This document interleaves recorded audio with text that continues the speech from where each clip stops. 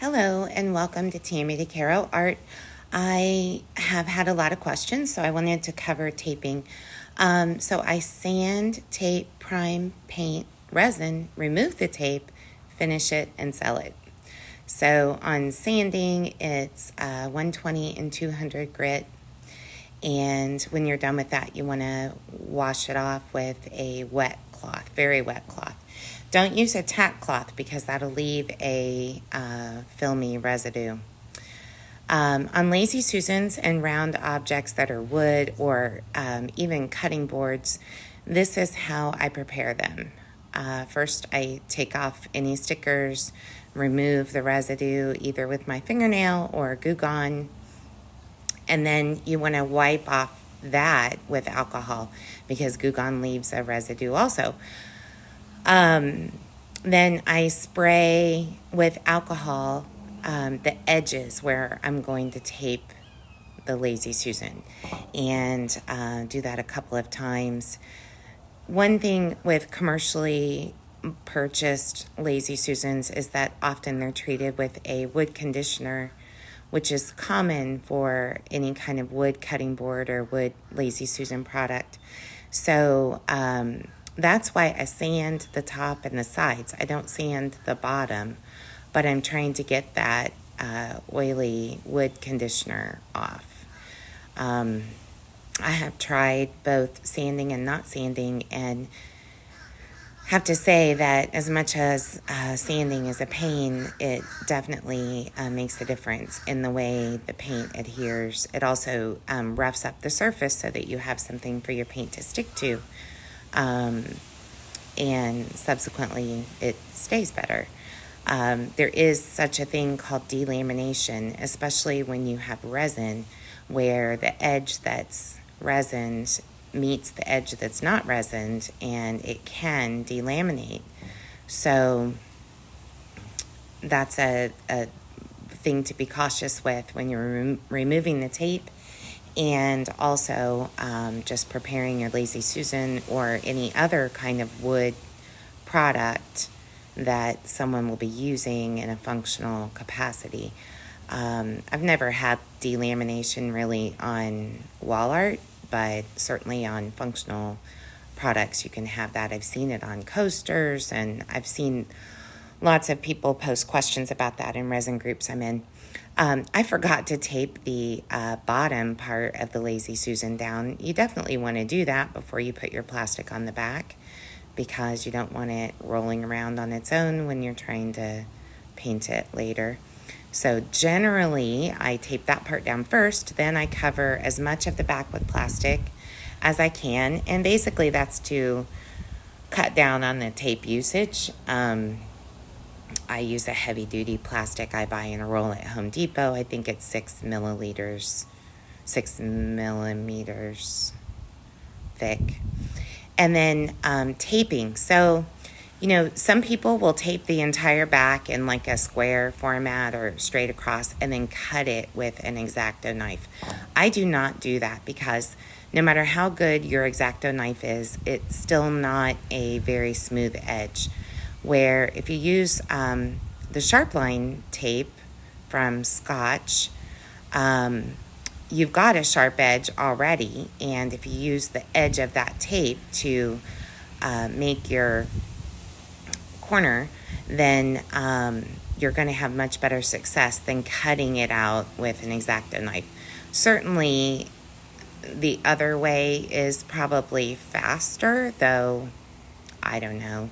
I feel like it's got its own share of issues. I did that way in the beginning and then realized it wasn't giving me a sharp enough edge, and I like to have a clean finish on the back because I do sell these. I sell a ton of Lazy Susans, probably my most purchased non-holiday item at art festivals and galleries, and most requested commission item. So I'll cover where I buy these later in the video, but taping is super critical to the process. Once I get it taped, I finish covering any gaps because you don't want paint seeping in there. And then I use a marker, and you can use almost anything that's got a sharp edge or is solid, and I do what's called burnishing. So basically I'm taking that smooth side of the marker and I am really rubbing hard. I'm pushing down hard, and just on the edge. You don't have to do the whole tape line, but this is going to give me a really solid contact with my tape. And a lot of times in resin groups that I'm in and other kinds of fluid art groups, I see questions about, my paint is seeping under my tape. On a hard surface like this, generally burnishing will do the trick. However, on other surfaces, like if you're taping off a canvas to paint a certain section, certainly because that's more of a bumpy surface and a porous surface, burnishing may not be enough. In fact, you probably wouldn't want to burnish on a canvas. You might take a tiny paintbrush and go over that paint line with gel gloss medium, because I find that will give you a much cleaner edge on something like a canvas or something that's bumpy or has some texture. But on smooth surfaces like wood, it's easy to just burnish with a marker. Also, on cutting boards, what I do is I cover as much of the bottom of the cutting board that I can with plastic. Again, it's saving me a lot of tape. And then I do a tape line around that section. Now, I'm not going to paint that whole free area. I'm just giving myself a buffer zone. And in trying to make an area that I know is going to be fully covered and give me an opportunity to be a little bit creative with my line. I might also bring in a tape line at some point for the paint, but generally this is how I prep. Right now I'm in prep mode. I'm prepping a ton of Lazy Susans because it is art season and I'm selling them. I don't do a ton of cutting boards, but I have some special orders for those, so I'm doing those right now as well. I honestly think cutting boards are just incredibly labor intensive as far as taping, and they're not as easy as a round surface. So I'm looking here at the back and see which side is the best side to paint. And the challenge with taping something that's got curved corners like this is that you have to get right on that hard edge. And I found that the patch taping method, which I don't even know if anyone else calls it that, that's what I call it, is more effective because basically you have a ton of little lines that you need to fill in, and they're not always straight. So I'll do as much as I can with a solid piece of tape, pushing down on that edge, and then I'll use my X-Acto knife and my fingernail and try to really attach the tape at that corner before I push it down.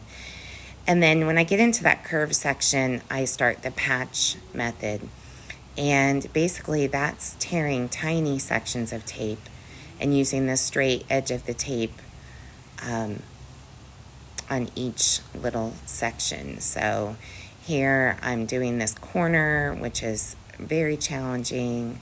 I'm kind of anchoring it, pushing it, and then you notice I'm not able to do a straight tape line there. So I'm just continuing that tape edge, cut off the excess, and then I'll take small sections and work on getting in each curve.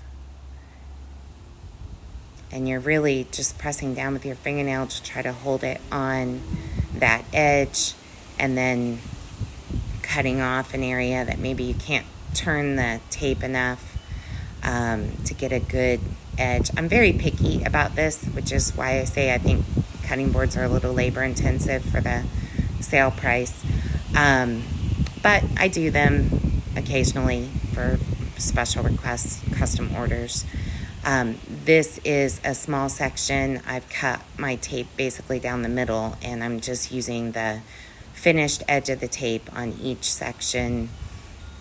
It's kind of hard to see with my big fingers in the way, but I keep adding in little sections and overlapping that tape. You want to try to overlap your tape the same way each time. In other words, if you're taping left to right, like I am here, you want to do that all the way around. That way, when you go to remove your tape, it all comes off in a clean tear. So basically, I patch this handle section, and that means I'm taking small sections of tape, using that finished edge of the tape and going around. And then for the hole in the top of the handle, I tape over it completely, and then I cut it out with an X-Acto knife.